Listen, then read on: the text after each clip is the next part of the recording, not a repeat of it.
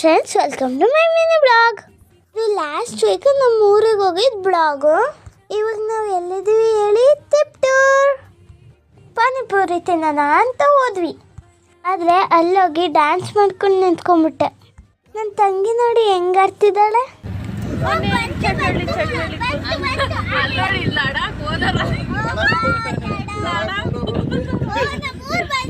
ಇದೆ ನೋಡಿ ನಮ್ಮ ಮನೆ.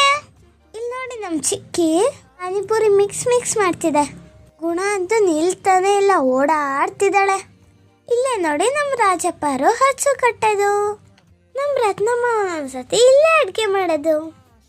ನಾನು ನೋಡಿ ಬಿಸ್ಕೆಟ್ ತಿನ್ನು ಅಂದರೆ ಲಿಪ್ಸ್ಟಿಕ್ ಥರ ಹಚ್ಕೊಂಡಿದ್ದೀನಿ. ಅಷ್ಟೊತ್ತಿಗೆ ಟೈಮ್ ಆಯಿತು.